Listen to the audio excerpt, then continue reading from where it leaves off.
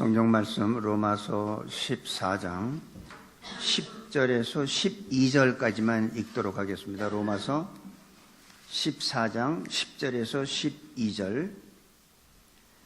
내가 어찌하여 네 형제를 판단하느냐?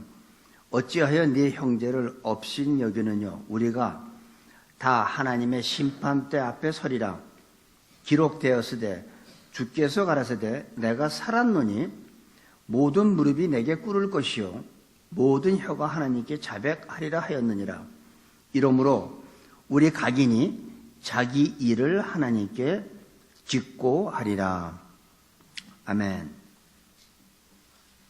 우리가 지난 시간에는 로마서 14장을 한번 적당히 이렇게 훑어봤습니다. 했는데 오늘 14장 10절에서 12절까지 보니까 우리가 다 하나님의 심판대 앞에 선다고 합니다. 그래서 형제를 업신여기지 말고, 믿음이 연약한 사람을 업신여기지도 말고 판단하지도 말라. 그래서 이 세상에서 우리가 살아가면서 가장 아름다운 모습이 있다면 형제가 서로 우애하고 사랑하는 거가 아마 그게 가장 아름다운 모습이 아닐까. 시편 133편 1편에도 보면 이 형제가 서로 연합하여 동거함이 어찌 그리 선하고 아름다운지 라는 말이 있습니다. 그래서 어느 가정에 보면 형이 동생을 도와주고 또 동생은 형을 믿어주는 그런 모습이 얼마나 보기 좋고 아름다운지 모릅니다. 근데 반면에 또 어떤 형제들은 무섭게 싸웁니다. 서로 만나지도 않고 미워하고 하는 모습을 볼 수 있는데, 가족은 서로 사랑하고 돌봐야 된다는 것이 오늘 주시는 말씀입니다. 그렇지 않으면 우리가 다 하나님 앞에 심판대에 서는데 그때 어려운 일이 우리한테 닥칠 수 있다는 얘기죠. 그래서 이 교회도 보면은 어느 교회 가면 어떤 분들이 그러죠. 이 교회는 너무 사랑이 많다고. 또 어떤 교회 가면 왜 이 교회가 이렇게 냉랭하냐고 그런 소리도 우리가 들을 때가 있습니다. 교회도 역시 많은 교회들이 이렇게 분쟁이 있고 서로 원수같이 싸우는데 성도 간의 사이는 원수가 아니죠. 우리는 그리스도 예수 안에서 형제 자매입니다. 서로 사랑해야 되고 서로 돌봐줘야 되고, 가족이죠. 영적 가족. 가족은 서로 돌봐야 돼요. 근데 우리가 세상적인 가정을 봐도 공부 잘하는 아이가 있고 또 공부 잘 못하는 아이도 있어요.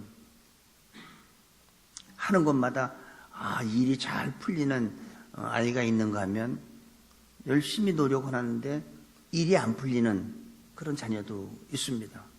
마찬가지로 교회도 마찬가지예요. 교회도 뭐가 있냐면 어떤 사람은 신앙생활을 잘하는 사람이 있고 어떤 사람은 신앙생활을 잘 못해. 어떤 사람은 하나님의 은혜를 막 기가 막히게 받는 분이 있고 어떤 분은 그렇게 금식하며 기도하는데도 방언을 못 받는 분도 있을 수 있어요. 그게 가족이에요. 다 잘 되는 게 아니라는 거죠. 잘 되는 사람도 있고 잘 안 되는 사람도 있듯이 교회에서도 신앙생활도 마찬가지예요. 그런데 오늘 주시는 말씀이 뭐냐면, 성경이 뭐냐면 믿음이 연약한 자를 판단하지 말라는 거예요. 믿음이 연약한 자, 그거를 판단하지 말라, 비판하지 말라, 이 얘기인데, 판단한다는 건 뭐죠? 상대방을 무시하는 거죠. 상대방을 존경하고 한다면 판단을 함부로 안 하죠. 판단한다는 건 상대방을 무시하는 거고, 무시한다는 거는 내가 상대방보다 내가 잘났다는 것이 사실은 포함되어 있어요. 남을 판단한다는 그 얘기는 자기는 옳고 상대방은 틀리다라고 우리가 생각도 할 수 있습니다. 그런데 과연 그럴까요? 남을 잘 판단한 사람이 다 옳을까요? 어떠면 그 사람이 더 많이 틀릴지도 몰라요. 남을 판단하는 그 사람이 더 실수가 많을지도 모릅니다. 오늘 여기 10절에서 13절 보니까 네가 어찌하여 네 형제를 판단하느뇨? 어찌하여 네 형제를 업신여기느뇨? 우리가 다 하나님의 심판대 앞에 서리라. 우리가 형제를 판단하면 안 되는 이유가 뭐냐면 우리가 다 하나님의 심판대 앞에 다 선다는 거예요. 그러니까 형제를 판단하지 말라는 거예요. 그리고 11절에 뭐냐면 기록되었으되 주께서 가라사대 내가 살았느니 모든 무릎이 내게 꿇을 것이요 모든 혀가 하나님께 자백하리라 하였느니라. 이러므로 우리 각인이 자기 일을 하나님께 직고하리라. 우리가 하나님 심판대 앞에 서게 될 것이기 때문에 우리는 판단하면 안 된다는 거죠.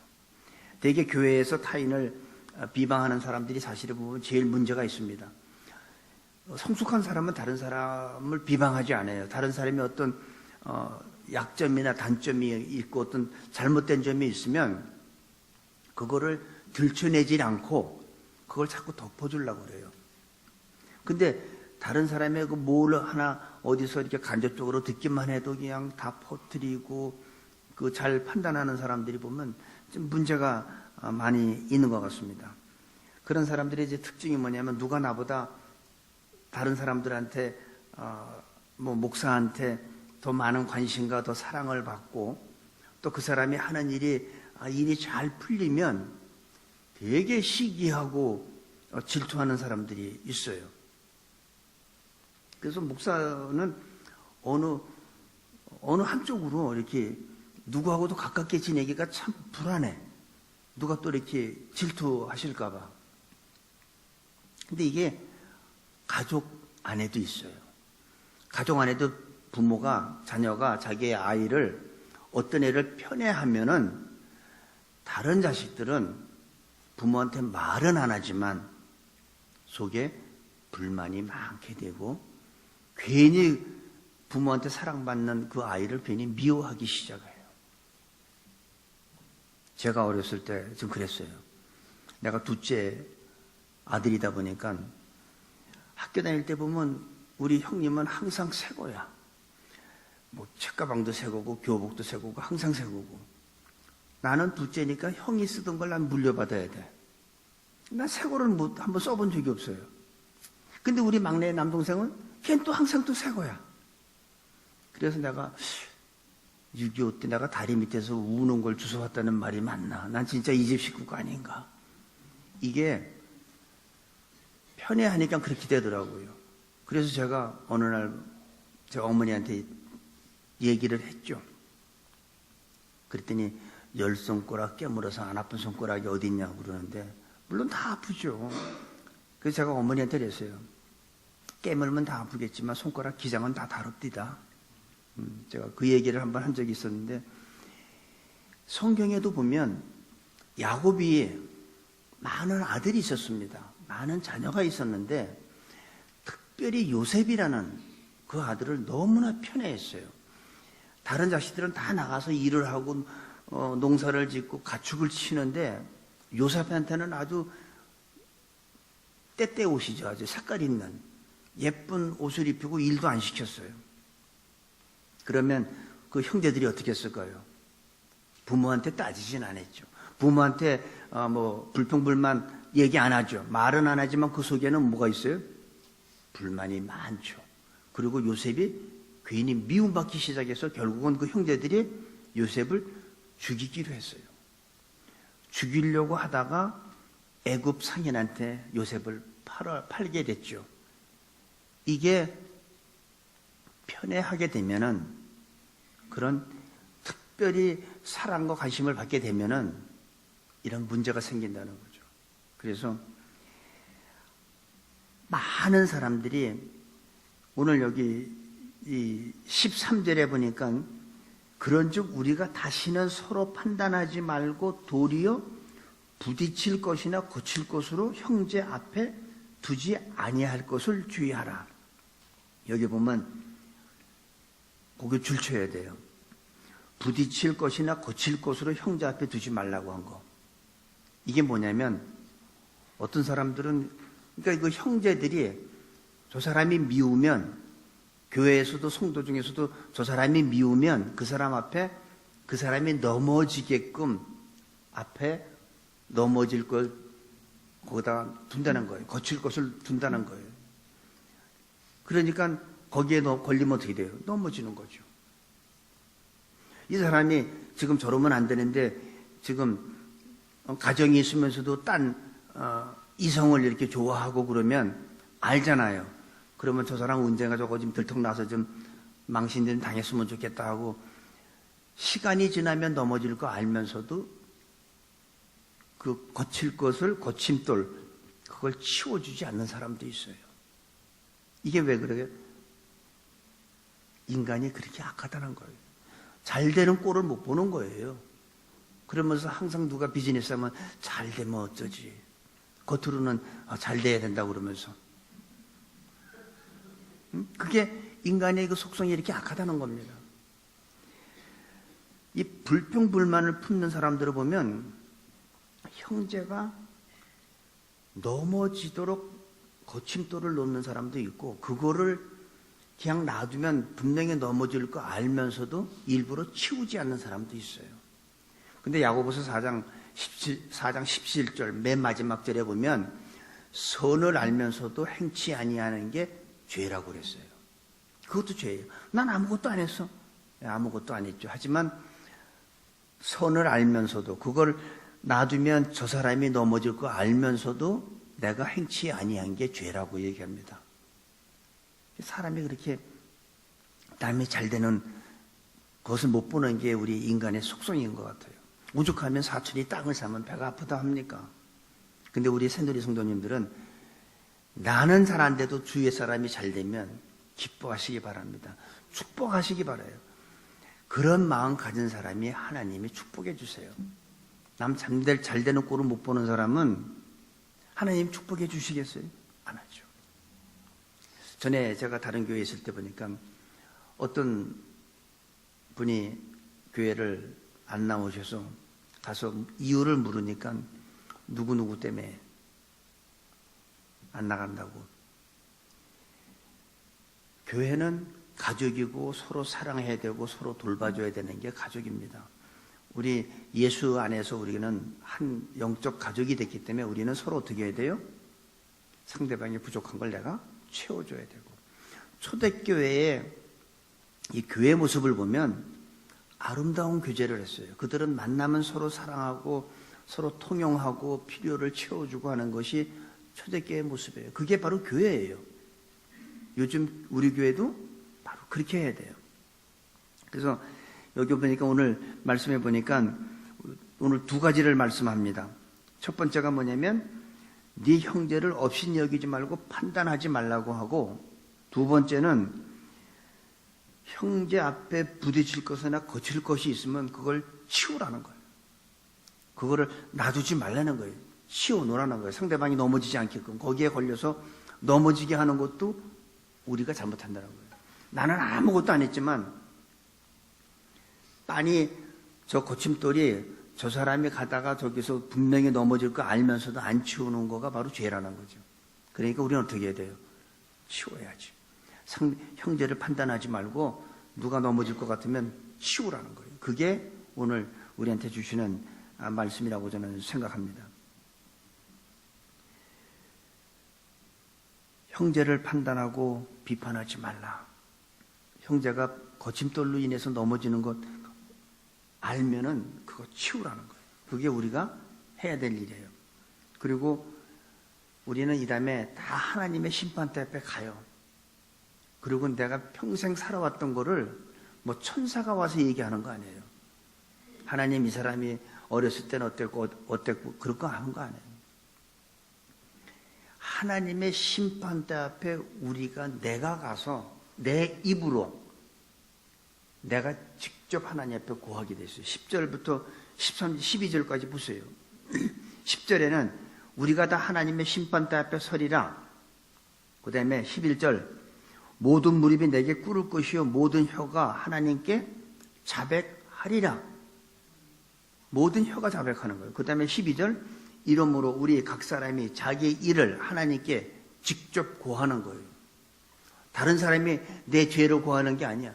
내가 내 죄로 고하는 거예요. 나는 와이프를 100번도 더 속였고 이게 다 자기가 하는 거예요. 그러니까 빼도 박도 못해. 내가 내 입으로 고백하는 거니까 하나님 앞에.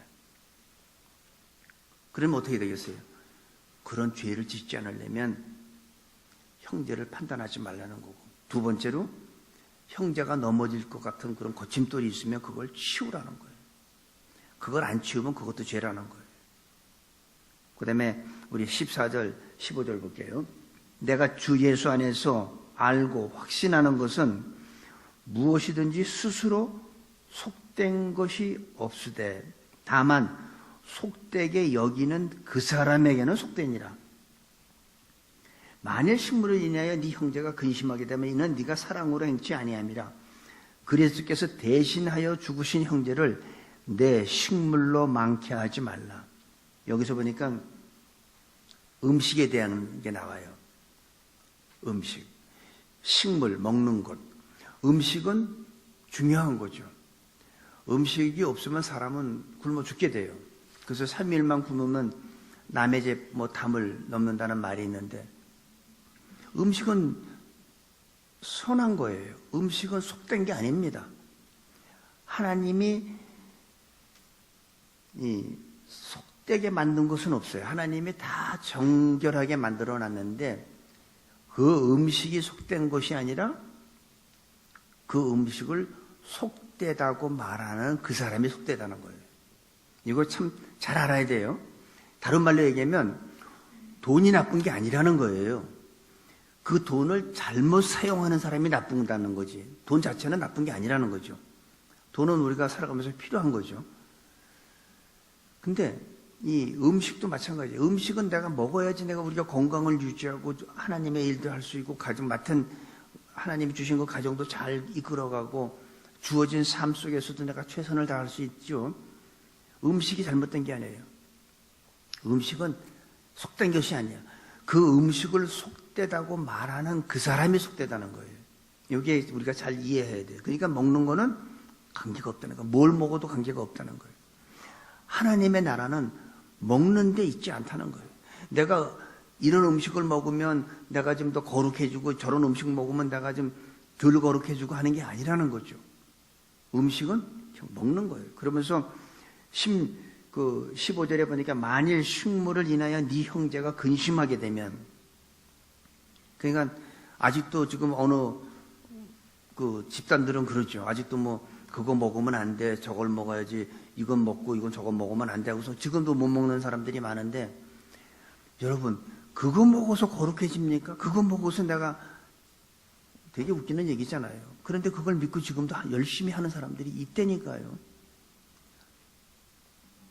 근데 우리한테 주시는 건 뭐든지 식물은 정한 거라는 거예요. 꺼리낄 게 없다는 거예요. 다만 꺼리끼는 마음으로 먹는 사람한테 문제가 있다는 거지. 우리는 모든 것이 다 가하나 다 유익한 건 아니고, 모든 것이 다 가하나 다 덕을 끼치는 건 아니라고 그렇게 말씀하기 때문에 우리가 믿음이 연약한 사람 앞에서 절제하는 것뿐이지, 그걸 못 먹어서 안 먹는 게 아니라는 겁니다. 그래서 이 먹는 거로 인해서, 음식으로 인해서 네 형제를 실족게 하지 말라는 거예요. 하나님의 사업을 망가뜨리지 말라는 거예요. 하나님께서는 그 연약한 사람을 위해서도 십자가에서 피 흘려 돌아가셨다는 거죠. 하나님은 그 사람도 우리와 똑같이 사랑하기 때문에 그를 위해서 죽었다는 거예요. 그러니까 네가 식물로 인해서 네 믿음이 연약한 형제를, 하나님의 사업을 무너뜨리지 말라. 그러면서 16절 17절 보니까 그러므로 너희의 선한 것이 비방을 받지 않게 하라. 하나님의 나라는 먹는 것과 마시는 것이 아니요. 그러니까 이거는 정한 거니까 이걸 먹어도 되고 이건 부정한 거니까 먹으면 안 되고, 그거는 먹고 마시는 게 아니라는 거예요. 하나님의 나라는. 다시 한번 여기서 강조하고 있습니다. 하나님의 나라는 먹고 마시는 게 아니에요. 의와 평강과 기쁨이에요. 하나님의 나라는 먹고 마시는 데 있지 않습니다. 뭘 먹어도 관계없어요. 내가 비유가상에서 못 먹으면 못 먹지 못 먹을 거 하나도 없어요. 모세한테 광야에서 주셨던 음식, 그건 광야에서 준 거예요. 광야에서 여러 위생시설이 안 된 상태에서 주셨기 때문에 이런 거 먹으면 전염병 생기고 이런 거 먹으면 금방 병 나기 때문에 먹지 말라 한 거지. 지금같이 냉장고 있고 모든 위생시설 뭐든지 먹어도 돼요. 뭐든지. 먹고 마시는 거는 하나님 나라 아니에요. 무엇을 먹든 그거는 관계가 없어요. 우리가 거룩해지는 건 하나님의 말씀과 기도로 거룩해진다고 분명히 디모데전서 4장 5절에 말씀하고 있습니다. 뭐든지 음식은 좋은 거예요. 근데 먹고 마신다고 행복해지지는 않아요.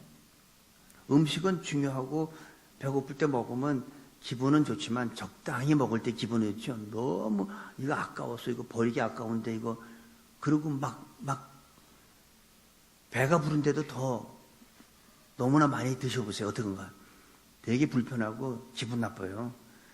음식은 적당히 먹어야 기분이 좋은 겁니다. 그렇다고 음식을 내가 먹는다고 내가 행복합니까?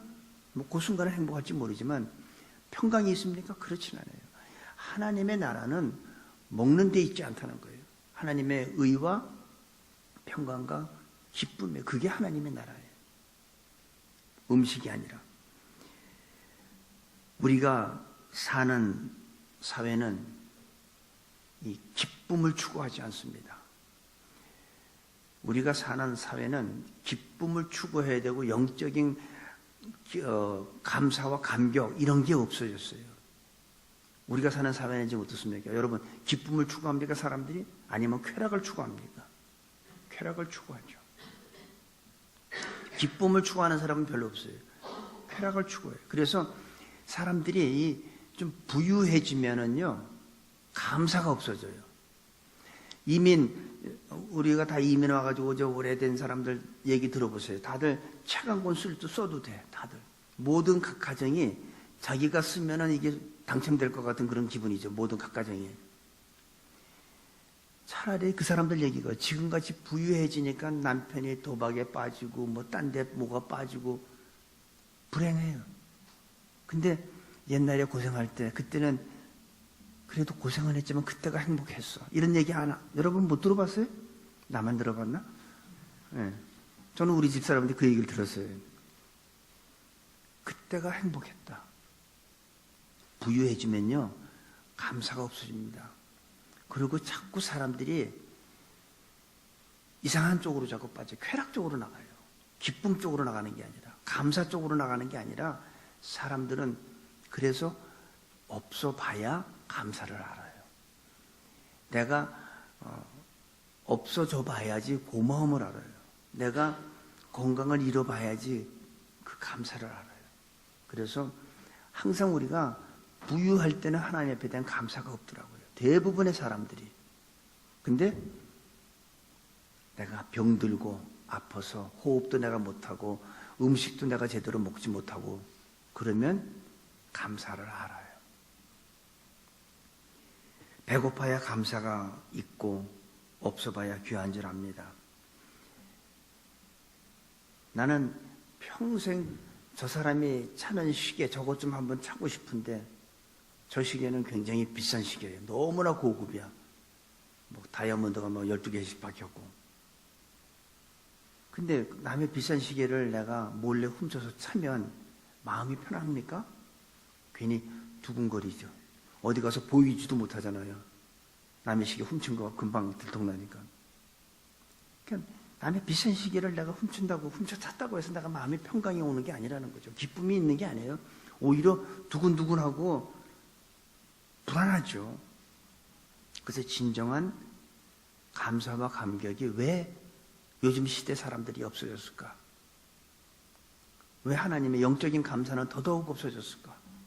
그게 바로 우리가 없어져 봐야 우리가 그걸 깨닫게 되는 거예요. 있을 때는 그걸 깨닫지 못해요. 내가 마음껏 호흡하는 거 전혀 깨닫지 못해요. 감사한 거. 근데 어느 날 이 폐가 제대로 작동을 안 해서 산소호흡기 한번 코에다 호수 끼고 끌고 다녀보세요. 그러면 그때 감사한 걸 알아요. 근데 그렇게 되기 전에, 지혜로운 사람들은 그렇게 되기 전에, 가난해지기 전에, 건강이 잃기 전에 감사하는 사람한테는 하나님이 더 기쁨과 평강과 하나님의 그 의를 주실 줄을 전 믿습니다. 18절에서 21절 보니까 이로써 그리스도를 섬기는 자는 하나님께 기뻐하심을 받으며 사람에게도 칭찬을 받느니라. 그러니까 하나님의 의와 기쁨과 평강을 느끼는 사람은 하나님한테 축복을 받은 자인데, 그런 사람은 사람한테도 칭찬받는다는 거예요. 하나님한테 축복받는 사람 치고 사람한테 미움받는 사람 거의 없어요. 하나님한테 칭찬받는 자는 사람한테도 칭찬을 받게 돼서 하나님의 축복을 받는 자는. 그러니까 칭찬받는 건 굉장히 좋죠. 그런데 칭찬받는 건 좋은 건데 누구한테 칭찬받느냐가 더 중요해요. 하나님한테 칭찬받아야지 마귀한테 칭찬받으면 안 돼요. 예를 들면 사랑하는 남편이나 아내한테 칭찬받아야지 무슨 조직 깡패 이런 폭력배한테 칭찬받으면 그거는 잘못된 거란 거예요. 야, 어떻게 그 사람 죽이지 않고 그냥 그 장기만 싹 뺐냐 하고 칭찬해주면 그거 좋은 칭찬이겠어요? 칭찬받는 건 좋지만 누구한테 받느냐가 더 중요하다는 거죠. 우리는 하나님한테 칭찬받아야 돼요. 하나님한테. 하나님께 칭찬을 받으면 그 사람은 하나님의 축복을 받으면서 동시에 사람들한테도 인정받는 거예요. 그래서 저는 신앙생활하면서 이 목사란 타이틀이 중요한 게 아니라, 제가 항상 얘기하는 건데, 첫 번째 하나님이 저를 인정해 줘야 되고, 두 번째 나하고 가장 가까운 내 아내가 인정해 줘야 돼. 당신은 진짜 목사야. 당신은 진짜 하나님 믿는 사람이야.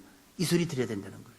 그리고 또 한 번 악한 영들, 귀신이 내가 예수 이름으로 나가, 떠나. 그럴 때 알았어, 떠날게. 이래야지. 너 누군데? 너 뭐야? 내가 하나님도 알고 예수도 알고 바울도 아는데 난 너 몰라. 이렇게 되면 안 된다는 거예요. 그래서 하나님의 축복받는 자는 사람한테도 받지만 사람 중에서도 가장 자기의 가까운 가족들한테, 아내나 자녀들이 인정하면 그 사람은 틀림없는 사람이에요. 하나님의 축복받는 사람이에요. 제가 옛날에 아주 오래전에 어느 교회에서 그 집사님을 추천을 하는데 그 가정에 전화를 했어요. 그 아들한테 아빠를 우리 교회 집사님으로 추천을 할 거라고 그랬더니 그 아들이 뭐라고 그러냐면 영어로 Somebody made it big mistake 그랬어요. 그거는 인정받지 못한다는 거죠, 가정에서. 그래서 진짜 믿는 사람들, 하나님의 축복받는 사람들은 사람들한테도 인정받아야 돼요. 오늘날 우리 교회를 포함해서 모든 세상에 있는, 지구상에 있는 교회가 세상의 덕을 세우고 있다고 생각합니까? 아니면 문제를 만들고 있다고 생각하시나요? 여러분들이 많이 알잖아요. 신앙생활 하면서 또 이렇게 세상을 살다 보면 우리 새누리교회는 어떤지 모르겠어요. 우리는 세상에 덕을 끼치고 어떤 영향력을 미치고 있는가, 아니면 오히려 세상 속에서 문제를 만들고 있는 건가, 한번 우리 생각해 봐야 됩니다.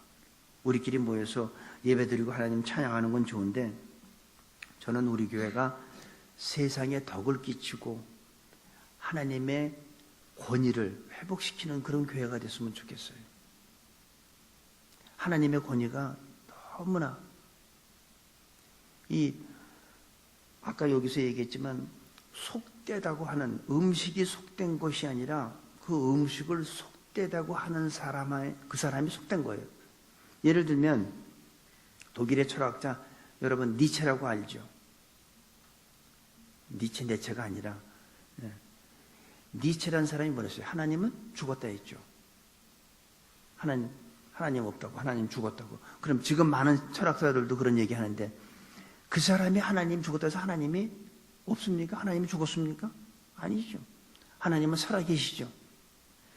하나님이 죽었다고 말하는 니체의 마음속에 있는 하나님은 죽었을지 몰라도 하나님은 살아있는 거예요. 그러니까 우리가 항상 속되다고 하는 그 사람이 문제가 있는 거고, 죽었다고 하는 사람이 문제가 있는 거지, 음식 자체는 아무 이상 없고 하나님은 살아계시다는 거죠. 똑같아요. 그러니까 여러분들이 어떻게 봐야 되세요? 다른 사람을 부정적으로 보는 그 사람이 문제가 있다는 거예요. 이 사람이 문제가 아니라 이 사람을 갖다 비판하고 나쁘게 평가하고 무시하고 하는 그 사람이 문제가 있다는 거예요. 니체가 하나님 죽었다고 해서 하나님이 죽은 게 아니잖아요. 그 사람 니체의 마음속에 하나님은 죽었을지 몰라도. 우리 새누리교회는 식물로 인하여 하나님의 사업을 무너뜨리지 않게 되기를 바랍니다. 많은 교회들이 보면 뭐 또 교단이 다르고 교파가 다르다 보니까 어떤 교회 전통이나 제도 이런 것 가지고선 자꾸 하나님의 그 사업을 방해하는 요인이 있지 않나 하는 생각이 됩니다. 여러분, 어느 교파나 어느 교단이나 무엇으로든지 하나님의 사업을 막거나 하나님의 사업을 무너뜨리게 하면 안 됩니다. 여기서 보니까 하나님의 나라는 먹는 것과 마시는 것이 아니요 오직 성령 안에서 의와 평강과 희락이라고 그랬어요. 그리고 19절에 보니까 이러므로 우리가 화평의 일과 서로 덕을 세우는 일을 힘쓰나니, 20절에 보니까 식물을 인하여 하나님의 사업을 무너지게 말라. 다시 한번 얘기하지만 먹는 것 가지고 하나님의 사업을 무너지게 하지 말라는 거예요. 먹는 거는 아무것도 아닌 거예요. 그러면서 뭐라 하냐면 만물이 다 정하되 꺼리낌으로 먹는 사람에게는 악하니라. 그러면서 고기도 먹지 아니하고 포도주도 마시지 아니하고 무엇이든지 네 형제를 꺼리끼게 하는 일을 아니함이 아름다우니라. 자, 이제 이게 무슨 얘기냐면 A라는 사람은 믿음이 아주 좋아요. 그래서 아주 확신이 있어. 하나님 안에서 내가 그 예수 그리스도 안에서 내가 자유함 받고 나는 뭐든지 먹을 수 있어. 뭐 먹지 말라는 그것도 다 먹을 수 있고 제사 음식도 다 먹을 수 있고 다 먹어.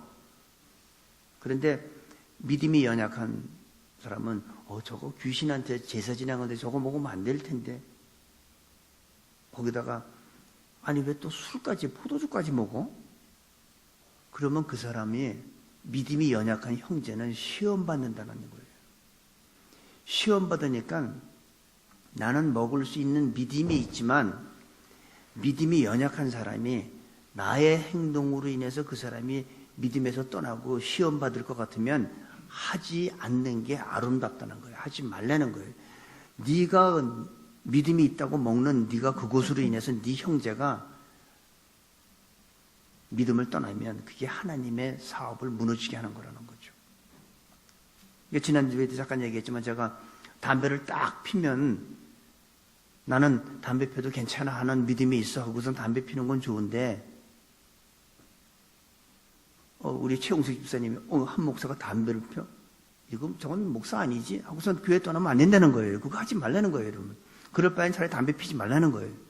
모든 것이 가하나 유익한 게 아니고 모든 것이 가하나 다 덕을 세우는 게 아니기 때문에 믿음이 연약한 성도를 위해서 하지 않는 게, 고기도 먹지 아니하고 포도주도 마시지 아니하고 무엇이든지 내 형제로 꺼리끼게 하는 일을 아니함이 아름다우니라. 그러니까 여러분, 내가 다 할 수 있어도 안 하는 게 뭐냐면 믿음이 연약한 형제가 꺼리끼는 일을 하지 말라는 거예요. 그게 바로 진정한 하나님을 사랑하는 자예요. 그게 하나님의 축복을 받는 자고 성령의 의와 평강과 기쁨을 누리는 자가 해야 될 일입니다. 그래서 하나님의 일을 무너뜨리지 않는 우리 모두가 될 수 있기를 바랍니다. 만물이 다 정하다 그랬어요. 더러운 건 하나도 없어요. 근데 꺼리낌으로 먹는 사람한테는 그게 문제가 되는 거죠. 먹는 문제 때문에 식물을 인하여 하나님의 사업을 무너뜨리지 말라. 고기를 먹느냐 안 먹느냐 그게 중요한 거 아니라는 거예요. 포도주를 마시느냐 안 마시느냐 그게 중요한 거 아니라는 거예요. 형제가 시험 들지 않게 하는 게 중요한 거지 먹고 안 먹고는 중요한 게 아니라는 거죠. 그 지난 시간에 얘기했잖아요. 그릇이 중요합니까? 그릇 속에 있는 음식이 중요합니까? 얘기했듯이 지금 먹고 안 먹는 거는 중요한 게 아니에요. 고기를 먹든 먹지 않든 그게 중요한 게 아니라 내가 먹는 행위로 인해서 형제가 시험 들지 말게 하라는 거예요. 그게 중요하다는 겁니다. 그러니까 이건 뭐냐면 내 기준으로 하지 말라는 거예요. 내 믿음의 기준으로 하지 말라는 거죠. 상대방이 믿음이 연약하면 상대방 기준에서 보라는 거예요. 내 기준으로 보고선 이거 먹어도 돼 먹어. 그 사람은 이거 먹기가 힘들어요. 꺼리 끼어. 내가 이걸 먹으면 하나님 앞에 죄 짓는 것 같으니까 못 먹어요. 근데 자꾸 먹으라고 권하는 거 하지 말라는 거예요. 그 사람 기준에서 보라는 거예요. 내 기준으로 보지 말고. 그리고 우리가 한번 생각할 필요가 있는 게 대부분 우리는 자기 기준으로 많이 판단을 많이 합니다. 근데 상대방 기준으로 하세요. 내가 내 기준으로 지금 판단하는 모습을 과연 하나님 나하고 동일한 생각을 하실까? 아닐 거예요. 하나님은 그렇게 안 하실 거예요. 그래서 우리가 무슨 결정을 할 때 한 번만 또 생각하는 게 중요한 게 뭐냐면 내가 지금 이런 결정을 내렸어. 그러면 예수님도 나하고 똑같은 지금 상황이라면 나하고 또 동일한 결정을 내리실까? 예수님이라면 이런 상황에서 어떤 결정을 내리실까? 이게 중요하다는 거예요. 내 기준으로 하지 말고 하나님의 기준에서. 성경이 기준이 돼야 되고 하나님의 말씀이 기준이 돼야 되는데 대부분 사람들은 어떤 제도, 전통을 가지고 기준을 삼아요. 그러니까 우리는 그래도 그 연약한 자를 시험 들게 하지 말라는 거예요. 그 사람은 지금 믿음이 연약하니까 그럴 수밖에 없다는 거예요. 하나님은 그 사람도 동일하게 나를 사랑하는 것만큼 동일하게 그 사람을 사랑하세요. 그 사람을 위해서 십자가에서 피 흘려 주셨어요. 십자가에서 돌아가셨어요. 그러니까 이미 하나님은 다 대가를 다 지불해 줬는데 내가 음식 먹는 거로 인해서 그 사람 시험 들어서 믿음에서 떠나게 하지 말라는 거예요. 하나님의 사업을 무너지게 하지 말라는 게 오늘 우리한테 주시는 말씀입니다. 23절에 보니까 의심하고 먹는 자는 정죄되어나니 이는 믿음으로 쫓아 하지 아니한 연고라. 믿음으로 쫓아 하지 아니한 모든 것이 죄니라. 여기서 보니까 먹을 만한 믿음이 있어서 먹는 것이 아니라 자기는 믿음이 그걸 먹을 만한 믿음이 없지만 저 집사님 보니까 믿음이 강한 자의 그 사람이 하는 걸 보고서 나도 흉내내는 것. 그러면서 속으로 불안해하는 거잖아요. 이거 진짜 저 집사님이 이렇게 먹는데 나도 이거 같이 먹어도 될까? 이게 자기가 믿을 만한 먹을 만한 믿음이 있어서 먹는 게 아니라 믿음이 강한 자를 따라 흉내내는 꺼리 끼면서 하는 그것이 바로 죄라는 거예요. 그러니까 우리는 내가 믿음이 있다고 해서 연약한 자한테 강요하지 말라는 거예요. 내 기준으로 하면 안 된다는 거예요. 그 부부간에도 있잖아요. 부부간에도 괜찮아. 오늘 목사님 설교 못 들어서 이거 하지 말라는 거예요. 설교 들었어도 그 사람은 못해요. 부부간에 남편과 아내 사이에. 그러면 그래서 우리가 그 찬양 있잖아요. 오직 믿음 그 찬양 있잖아요. 믿음으로 우리가 사는데 믿음이 연약한 사람한테는 강요하면 안 돼요. 오직 우리는 믿음으로 나가야 됩니다. 남편들은 아내 기준에서 사는 거고 아내들은 남편의 입장에서 이해하고 살면 기쁨과 평강과 희락이 넘쳐날 줄로 믿습니다. 그러니까 항상 우리는 내 기준에서 하기 때문이에요. 그리고 성도 간에 또 부부 간에 우리가 벌이 있고 있습니다. 자존심 버립시다. 부부 사이에 무슨 자존심이 필요하고 체면이 뭐 필요합니까? 성도 간에도 마찬가지예요. 나는 자존심 목숨보다 중하다 이러는 분들은 죄송하지만 안 죽어서 그래. 갈라디아서 2장 20절에 보세요. 내가 그리스도와 함께 십자가에 못 박혀 죽었나니 했는데 죽은 자는 체면 없어요. 자존심 없어요. 근데 나는 체면, 자존심 난 굉장히 중요해. 안 죽었다는 얘기죠. 살아있다는 얘기죠. 근데 우리는 그리스도와 함께 십자가에서 못 박혀 죽은 사람들입니다. 그렇기 때문에 우리는 자존심 내세우지 마세요. 체면 없어도 돼요. 죽은 사람은 체면 안 치려요. 죽은 사람은 자존심도 중요하지 않아요. 그럴 때 진정한 우리를 통해서 하나님의 나라가 확장될 줄로 믿습니다. 그럴 때 하나님의 사업이 우리 새누리를 통해서 이루어진다고 저는 확신합니다. 나는 이미 죽었다. 여러분, 성격, 체면, 자존심 다시 한번 확인해 보시고 내가 예민하게 반응한다면 난 아직 살아있다고 생각하시고 다시 한번 십자가에 그리스도와 함께 못 박혀 죽는 우리 모두가 되시기를 간절히 축복합니다.